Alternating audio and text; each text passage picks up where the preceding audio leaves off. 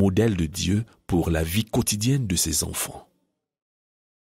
Il dit plus loin, « Car on vous mesurera avec la mesure dont vous vous serez servi. » Luc chapitre 6, verset 38. Voilà la loi du ciel. Elle dit, « Donnez et vous deviendrez riches. » Il y a une loi contraire, la loi de l'enfer. Elle dit, « Gardez et vous deviendrez riches. » Nous savons que quiconque ne donne pas n'est jamais vraiment riche dans les choses qui comptent. Ceci donne une plus grande signification à la qualité de ce que nous donnons au Seigneur. Il multiplie ce que nous lui donnons et nous le rend. Ainsi, si nous voulons avoir le meilleur, nous devons lui donner le meilleur. Si nous devons avoir beaucoup, nous devons lui donner beaucoup. Considérons par exemple que le Seigneur multiplie par un facteur 100 ce que nous lui donnons. Si je donne 100, il me donnera 10 000. Si je donne 1000, il me donnera 100 000. Si je donne 10 000, il me donnera 1 million. Donner au Seigneur, c'est semer. Tu récoltes selon ce que tu as semé et selon la qualité de ta semence. Le Seigneur Jésus donna son tout et reçut tout du Père. L'apôtre Paul a dit, « Sachez-le, celui qui sème peu moissonnera peu, et celui qui sème abondamment moissonnera abondamment. » 2 Corinthiens chapitre 9, verset 6. La qualité compte également. Le Seigneur Jésus donna ce qu'il avait de meilleur et reçut le meilleur de Dieu. Si nous sémons ce que nous avons de meilleur, nous recevrons 100% du meilleur de Dieu. Si nous semons des résidus, nous recevrons aussi 100% du résidu de Dieu. Fais attention à ce que tu donnes à Dieu. Donne-lui le meilleur, la qualité supérieure, et tu recevras toujours la qualité supérieure. Ceci ne doit cependant pas dégénérer en marchandage charnel. Ce doit être l'écoulement normal d'un cœur soumis et attaché à Dieu, d'un cœur qui n'est concerné que par les intérêts de Dieu, sans intervention d'intérêts égoïstes et personnels. Dieu se préoccupe de la personne qui se préoccupe totalement de lui. 5. Les bénédictions du don. 2. Quand une personne commence réellement à donner et à donner avec joie, les paroles suivantes de l'Écriture seront appliquées. Et Dieu peut vous combler de toutes sortes de grâces, afin que, possédant toujours en toutes choses de quoi satisfaire à tous vos besoins, vous ayez encore en abondance pour toute bonne œuvre, selon qu'il est écrit, « Il a fait des largesses, il a donné aux indigents. Sa justice subsiste à jamais. » Celui qui fournit de la semence aux sémeurs et du pain pour la nourriture, vous fournira et vous multipliera la semence, et il augmentera les fruits de votre justice. Vous serez de la sorte enrichis à tout égard pour toute espèce de libéralité qui, par notre moyen, feront offrir à Dieu des actions de grâce. Car le secours de cette assistance non seulement pourvoit aux besoins des saints, mais il est encore une source abondante de nombreuses actions de grâce envers Dieu. En considération de ce secours dont ils font l'expérience, ils glorifient Dieu de votre obéissance dans la profession de l'évangile de Christ et de la libération de vos dons envers eux et envers tous. Ils prient pour vous parce qu'ils vous aiment à cause de la grâce éminente que Dieu vous a faite. Grâce soit rendue à Dieu pour son don ineffable. 2 Corinthiens chapitre 9, versets 8 à 14. Plusieurs choses ressortent de ce passage. Tout d'abord, Dieu bénit en abondance afin que ceux qui sont bénis soient capables de donner pour toute bonne œuvre. Dieu ne bénit jamais quelqu'un pour qu'il accumule ses richesses. Il bénit afin que les bénédictions puissent s'écouler vers les autres. Deuxièmement, Dieu est engagé à satisfaire et à multiplier les ressources de ceux qui donnent. Il est toujours le Dieu des miracles. Il multiplia les 5 morceaux de pain et les 2 poissons. Il veut le faire de plus en plus, mais son but a toujours été que ce qui est multiplié soit donné. Troisièmement, donner c'est faire œuvre de justice. Quand une personne donne réellement, elle accomplit la justice. Quatrièmement, donner conduit à un débordement d'actions de grâce envers Dieu. L'homme n'est pas le seul à bénéficier du vrai don. Dieu en est aussi béni. Il y a un double aspect en cela. 1. Celui qui donne a un cœur plein de joie qui conduit à la louange et aux actions de grâce. 2. Celui qui reçoit est rempli d'une joie qui conduit à la louange et aux actions de grâce au Seigneur. Enfin, donner c'est un service. C'est glorifier Dieu. C'est lui obéir. 6. Les bénédictions du don. 3. Dieu a promis de bénir ceux qui donnent. Il dit, « Apportez à la maison du trésor toutes les dîmes, afin qu'il y ait de la nourriture dans ma maison. Mettez-moi de la sorte à l'épreuve, dit l'Éternel des armées, et vous verrez si je n'ouvre pas pour vous les écluses des cieux, et si je ne répands pas sur vous la bénédiction en abondance. Pour vous, je menacerai celui qui dévore, et il ne vous détruira pas les fruits de la terre, et la vigne ne sera pas stérile dans vos campagnes, dit l'Éternel des armées. » Malachie chapitre 3, versets 10 à 11. Honore l'Éternel avec tes biens et avec tes prémices et tout ton revenu. Alors tes greniers seront remplis d'abondance et tes cuves regorgeront de moût. Proverbes chapitre 3, versets 9 à 10. Avec moi sont la richesse et la gloire, les biens durables et la justice. Mon fruit est meilleur que l'or pur, et mon produit est préférable à l'argent. Je marche dans le chemin de la justice, au milieu des sentiers de la droiture, pour donner des biens à ceux qui m'aiment et pour remplir leurs trésors. Proverbes chapitre 8, versets 18 à 21. Le croyant est béni lorsqu'il donne. Les bénédictions sont le produit du don et non le but du don. Le croyant donnera toujours, que Dieu lui donne ou non. Il donnera pour satisfaire le cœur de Dieu, mais puisque Dieu est plein de grâce, il donnera à son tour à celui qui a donné. 7. Donner de son nécessaire. Plusieurs personnes se trompent en pensant que donner c'est l'affaire de ceux qui sont riches ou de ceux qui ont les moyens. Ce n'est pas vrai. Tout le peuple de Dieu doit donner sans tenir compte de ce qu'il possède. Paul disait à propos de l'église de Macédoine, « Nous vous faisons connaître, frères, la grâce de Dieu qui s'est manifestée dans les églises de la Macédoine. Au milieu de beaucoup de tribulations qui les ont éprouvées, leur joie débordante et leur pauvreté profonde ont produit avec abondance de riches libéralités de leur part. Ils ont, je l'atteste, donné volontairement selon leurs moyens et même au-delà de leurs moyens. » 2 Corinthiens chapitre 8, versets 1 à 3. La veuve qui avait donné ses derniers sous avait donné de son nécessaire. Elle n'avait pas attendu d'avoir plus. Elle donna ce qu'elle posséda. Elle était désespérément dans le besoin et pourtant elle donna. Elle donna le dernier sou de sa richesse. Je suis sûr que pendant que ces derniers sous s'en allaient, ceci créa de la place au Seigneur Jésus pour prendre la relève d'une façon merveilleuse. Elle donna de son nécessaire et elle en fut bénie. Puissions-nous apprendre d'elle. Puissions-nous apprendre à donner de cette manière et nous recevrons alors les éloges de notre Seigneur qui a dit « Je vous le dis, en vérité, cette pauvre veuve a donné plus qu'aucun de ceux qui ont mis dans le tronc, car tous ont mis de leur superflu, mais elle a mis de son nécessaire tout ce qu'elle possédait, tout ce qu'elle avait pour vivre. » Marc chapitre 12, versets 43 à 44. 8. Supplier pour donner. Plusieurs personnes ont l'image d'un Dieu qui est dans le besoin et qui, par nécessité, acceptera tout ce qui lui est donné. Ceci est très loin de la vérité. Dieu a tout ce dont il a besoin. Qu'il ait des besoins que nous pouvons satisfaire, c'est quelque chose qu'il a lui-même créé par amour pour nous, afin que nos dons aient une place en lui. C'est comme s'il s'était créé en lui-même un vide qu'il attend que nous remplissions. Il n'est pas obligé de laisser ce vide en place parce qu'il l'a créé non à cause de son besoin personnel, mais à cause de notre besoin. Ainsi, donner au Seigneur est pour notre propre gain. Donner pour son œuvre est pour notre propre bénéfice. Lorsque les yeux de quelqu'un ont été ouverts sur ce qui constitue le vrai don, une telle personne suppliera le Seigneur pour lui donner. On dit que dans l'ouest de l'Ouganda, les sujets des puissants rois d'Ankole les suppliaient pour qu'ils acceptent leurs dons.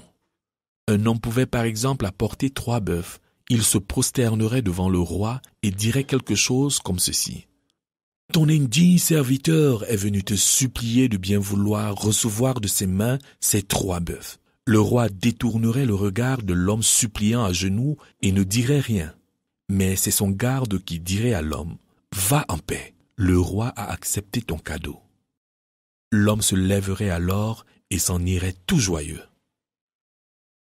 Ces gens avaient saisi quelque chose de ce que le don devrait être. Ils l'avaient saisi pour un monarque terrestre. Mais l'Église de Dieu semble l'avoir complètement manqué pour le roi des rois. Puisse Dieu nous ouvrir les yeux. Parlant des Macédoniens, l'apôtre Paul dit, « Ils ont, je l'atteste, donné volontairement selon leurs moyens et même au-delà de leurs moyens, nous demandant avec insistance la grâce de prendre part à l'assistance destinée aux saints. » 2 Corinthiens chapitre 8, versets 3 à 4. Ils supplièrent pour que la faveur de donner leur soit accordée. Ils ne se contentèrent pas de supplier, ils supplièrent avec insistance. As-tu jamais supplié le Seigneur de recevoir un don de toi? T'es-tu jamais prosterné devant lui avec ton don, priant, suppliant, plaidant qu'il puisse t'accorder la faveur de le lui donner?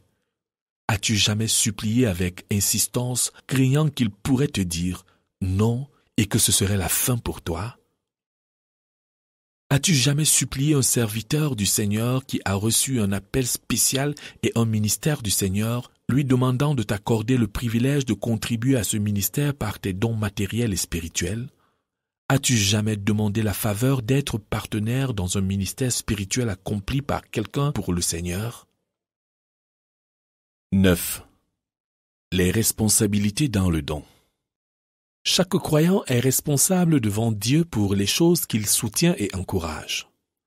Si tu soutiens et encourages des œuvres qui le déshonorent, tu souffriras une grande perte au jour du jugement des croyants. Fais très attention et considère les choses dans lesquelles tu investis ton argent, même la plus petite somme. Discerne toutes choses dans la prière. Ne te laisse pas emporter par la grande publicité faite par des hommes charnels. Résiste à toute tentative de te laisser influencer d'une façon ou d'une autre. Sois guidé uniquement par le Saint-Esprit de Dieu. Le Seigneur a fait de toi un économe de ses biens. Ne les utilise jamais sans sa permission expresse. Attends devant lui. Ne contribue pas simplement parce que les autres contribuent. Dieu ne sera pas glorifié par un tel don. Il accepte ce qui vient avec joie et d'un esprit libre. Il aime ce qui donne avec joie. Il n'a pas de place pour ceux sur lesquels il faut faire pression pour qu'ils donnent. Plusieurs pasteurs qui ont perdu la communion avec Dieu font pression sur les gens pour qu'ils donnent. C'est une abomination. Chaque dimanche, ils annoncent que Dieu aime ceux qui donnent avec joie, alors qu'ils veulent réellement dire qu'ils aiment, eux, les donneurs insensés et joyeux, ceux dont les dons ne satisfont pas les buts de Dieu, mais plutôt les desseins tragiques des hommes. Quelquefois, c'est très pénible d'écouter ces collecteurs commerciaux de fonds qui se revêtent de titres bibliques alors que leurs motifs et leurs méthodes sont éternellement séparés de Dieu. Méfiez-vous d'eux. J'ai eu le triste déshonneur de les écouter. Ils reçoivent 4, 5 offrandes au plus durant un même culte. Leur but est de soutirer le plus d'argent possible des hommes. Dieu ne fait jamais cela. Tu les entendras dire, maintenant que ceux qui ont 10 000 francs à donner se lèvent et avancent pour donner, pendant que les autres attendront sur place. Les riches charnels qui n'ont aucun trésor dans le ciel se lèveront pour exposer leurs richesses charnelles et terrestres, sachant qu'ils n'auront aucune récompense au ciel et par conséquent veulent recevoir une récompense des hommes ici et maintenant. Après cela, ceux qui ont 5 000 francs s'avanceront et ainsi de suite, et finalement, les pauvres, qui sont sans doute comme la veuve, s'avanceront tout honteux avec leurs 5 francs sous les moqueries des hommes, mais honorés par le Seigneur. Quelquefois, tu entendras le collecteur d'argent dire « Fouillez vos poches, s'il vous plaît, essayez. Nous applaudirons quiconque viendra donner maintenant. Qui veut recevoir cet honneur spécial, etc. » Alors des hommes insensés se lèveront. Quelquefois, les lieux de réunion sont transformés en boîtes aux enchères pour vendre à 5 000 francs quelque chose qui coûte réellement 500 francs. D'autres ont des cartes d'offrande où les dons des enfants de l'autre royaume sont relevés pour être présentés, afin que ceux qui donnent puissent participer à la communion. Tout ceci n'est pas de Christ. Cela est du diable. Aucun croyant ne doit jamais oser participer à de tels dons impies. Le Seigneur Jésus a dit « Gardez-vous de pratiquer votre justice devant les hommes pour en être vus, autrement, vous n'aurez point de récompense auprès de votre Père qui est dans les cieux. » Lors donc que tu fais l'aumône, ne sonne pas de la trompette devant toi, comme font les hypocrites dans les synagogues et dans les rues, afin d'être glorifiés par les hommes. Je vous le dis en vérité, ils recevront leur récompense. Mais quand tu fais l'aumône, que ta main gauche ne sache pas ce que fait ta droite, afin que ton aumône se fasse en secret, et ton Père qui voit dans le secret te le rendra. Matthieu chapitre 6, versets 1 à 4. Mon cher ami, de qui veux-tu recevoir la récompense? Veux-tu la récompense de Dieu ou celle des hommes? Si tu veux la récompense des hommes, donne selon les desseins et la pression des systèmes religieux actuels qui se sont écartés de la voie de Dieu et qui sont en captivité. Alors les hommes te récompenseront. Si tu veux la récompense de Dieu, donne pour satisfaire le cœur de Dieu sans tenir compte de ce que les hommes diront ou penseront de toi, et ta récompense sera grande au ciel. 10. Le fait de donner et la diversité des ministères. Dans l'œuvre normale de Dieu, les ministères et les ministres suivants existent. Des apôtres pour le ministère apostolique d'implantation des églises dans des nouvelles localités, des prophètes pour le ministère prophétique, des évangélistes pour le ministère d'évangélisation, des pasteurs pour le ministère pastoral, des enseignants pour le ministère d'enseignement. Il y a aussi des ministères de guérison, d'aide, etc. Tous ces ministères doivent être soutenus par les croyants. Je suis horrifié de savoir qu'une grande part de l'argent donné à plusieurs églises locales est surtout et même uniquement utilisé pour soutenir le ministère du pasteur résident. Qu'en est-il des apôtres qui se déplacent continuellement au front de la bataille? Qu'en est-il des prophètes, des évangélistes, des enseignants, etc., dont les ministères forcent à se déplacer de lieu en lieu? Doivent-ils mendier ou mourir de faim? Si tu appartiens à une telle assemblée locale où l'on s'occupe de tous ces ministères et ministres, tu dois donner tout l'argent que tu as pour le Seigneur et son œuvre dans cette assemblée, et cela sera reparti entre les différents ministres et ministères. Si ton assemblée locale n'a aucune vision au-delà de l'entretien du pasteur, alors tu n'es pas obligé de donner tout ce que tu as pour le Seigneur à cette assemblée. Tu devras certainement donner à l'église locale, mais tu dois aussi donner pour soutenir les autres ministères et ministres. C'est ta responsabilité devant Dieu. Ne réfléchis pas seulement en termes de ton assemblée locale. Ouvre tes yeux et considère ce que les autres sont en train de faire pour atteindre les âmes dans les autres parties du pays ou du monde pour la gloire du Seigneur et soutiens-les. Si tu ne les soutiens pas, les intérêts globaux de Dieu seront en jeu. S'il n'y a pas d'œuvre ou d'ouvriers dont la vision est d'atteindre tout le pays, tout le continent ou le monde entier pour le Seigneur, alors un jour, l'assemblée locale cessera d'exister. Tu fais du bien non seulement aux autres ministères quand tu les soutiens, mais tu fais aussi du bien à ton assemblée locale. Tout pasteur qui décourage le soutien des autres ministères et ministres, surtout parce qu'il veut tout l'argent pour lui-même ou bien parce qu'il veut avoir la main mise sur beaucoup d'argent, sera appauvri et jugé. 11. Donner aux pauvres. L'importance qu'on accorde aujourd'hui aux dons faits à ceux qui servent à plein temps est certainement hors de proportion avec l'enseignement du Nouveau Testament. Dans l'Église primitive, l'accent n'était pas mis sur le don aux ministres de l'Évangile, bien qu'ils fussent soutenus, mais plutôt sur le don aux pauvres. Le ministère des diacres fut aussi dans l'Église afin que les besoins matériels des pauvres fussent satisfaits quotidiennement. Actes chapitre 6, verset 1. Il ne fut pas institué pour ce qu'il est devenu aujourd'hui dans plusieurs églises qui ont perdu la vision du modèle céleste. Lorsque Paul reçut sa commission de dirigeant de l'église de Jérusalem, voici comment il l'a traduit. Et ayant reconnu la grâce qui n'avait pas été accordée, Jacques, Céphas et Jean, qui sont regardés comme des colonnes, me donnèrent à moi et à Barnabas la main d'association afin que nous allassions, nous vers les païens et eux vers les circoncis. Ils nous recommandèrent seulement de nous souvenir des pauvres, ce que j'ai bien eu soin de faire. Galates chapitre 2, versets 9 à 10. C'est tout à fait intéressant. Il ne leur fut pas dit « Souvenez-vous des apôtres, souvenez-vous des anciens, souvenez-vous de tel ou de tel autre programme, mais souvenez-vous des pauvres. » L'argent qui devait être collecté semaine après semaine dans les églises des païens était pour les pauvres. 1 Corinthiens chapitre 16, versets 1 à 3, 2 Corinthiens chapitre 8, verset 4, 2 Corinthiens chapitre 9, versets 1 à 4. Les besoins des pauvres dans les églises doivent être satisfaits. Toute église locale ou toute œuvre dans laquelle une part importante des fonds n'est pas consacrée à l'assistance aux pauvres a manqué son but. Ceci invite les dirigeants des églises à se sonder profondément, à se repentir et à passer à l'action. Si ton assemblée locale n'a aucune place significative dans son budget pour les pauvres, spécialement ceux qui sont au sein de l'Église, tu n'as aucune obligation de donner tout ce que tu as pour le Seigneur et pour son œuvre dans cette assemblée. L'œuvre de Dieu consiste aussi en ce que les besoins des pauvres soient satisfaits. Si l'Église n'agit pas collectivement, tu dois en tant qu'individu faire quelque chose pour les pauvres.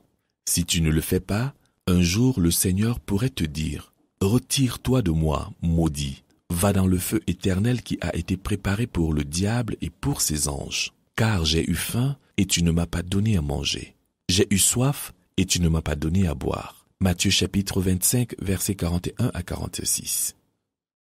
Ceci invite à sonder son cœur, à se repentir et à porter du fruit digne de la repentance. 12. Un compte en banque pour Dieu. Il y a tellement de confusion dans le monde et aussi dans plusieurs églises à propos de l'argent. Aucun enfant de Dieu ne devrait se permettre de participer à cette confusion. Si tu ne sais pas encore où investir ton argent pour Dieu et pour son œuvre, je te conseille d'ouvrir un compte bancaire pour Dieu. Dépose-y tout l'argent que tu as mis à part pour Dieu afin qu'il puisse porter un intérêt pour Dieu en attendant que tu tires les choses au clair avec Dieu et que tu saches qui et quoi soutenir.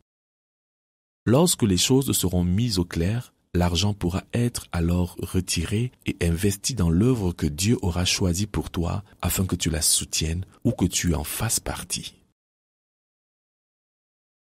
13. Dieu bénit en donnant des richesses. La Bible donne plusieurs exemples d'hommes que Dieu a bénis par beaucoup de richesses. Nous allons juste en citer quelques-uns.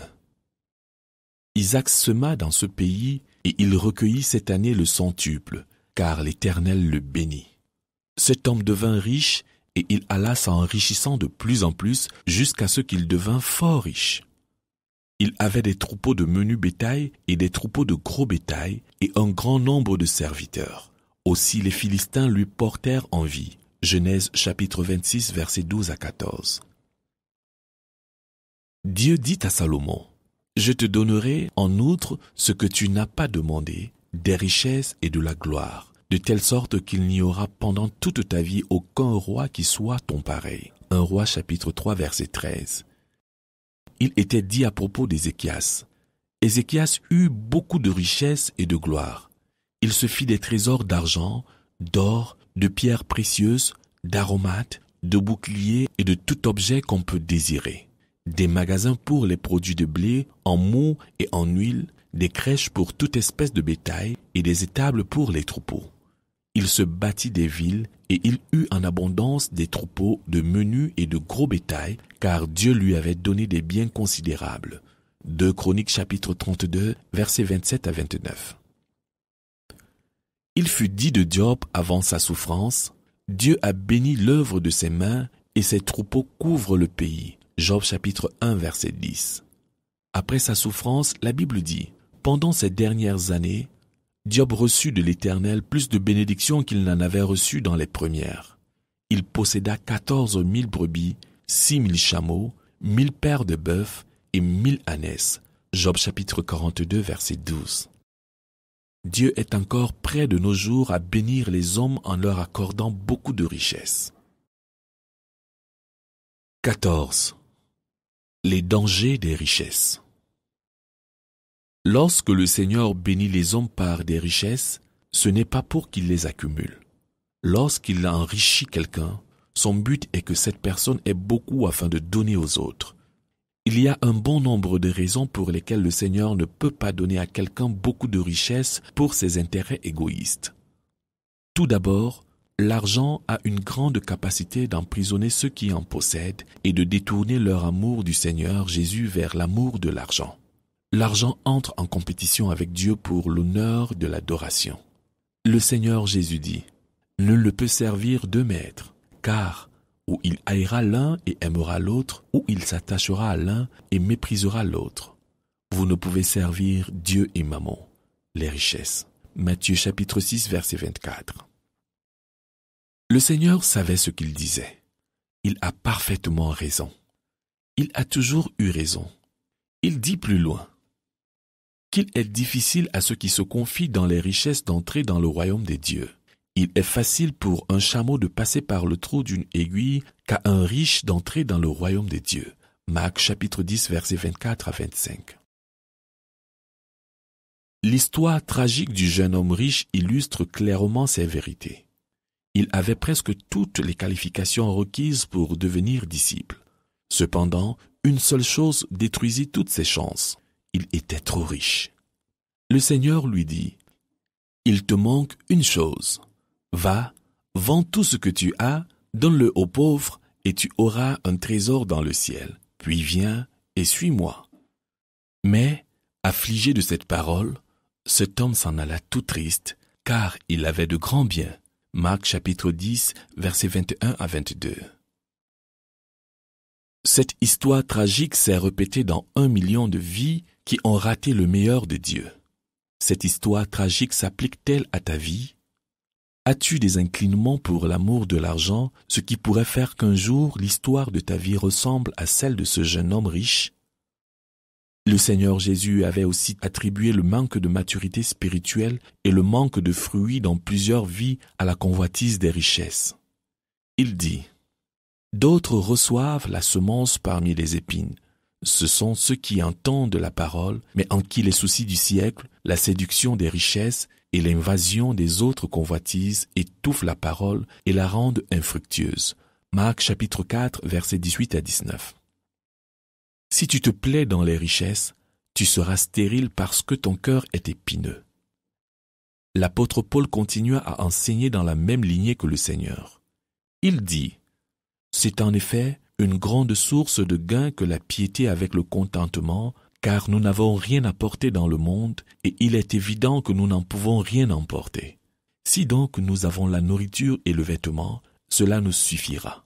Mais ceux qui veulent s'enrichir tombent dans la tentation, dans le piège et dans beaucoup de désirs insensés et pernicieux qui plongent les hommes dans la ruine et la perdition. Car l'amour de l'argent est une racine de tous les maux, et quelques-uns, en étant possédés, se sont égarés loin de la foi et se sont jetés eux-mêmes dans bien de tourments. 1 Timothée chapitre 6, versets 6 à 10. Aimes-tu l'argent? Languis-tu intérieurement pour des biens qu'il offre? Es-tu satisfait à cause de l'argent? T'inquiètes-tu de ce qu'il faut faire pour posséder plus d'argent? Si ta réponse à cette question est oui, tu es en grand danger. Invoque le Seigneur pour ta délivrance, sinon tu périras. Il y a une autre raison pour laquelle un croyant ne peut réellement pas se permettre d'accumuler des richesses pour lui-même.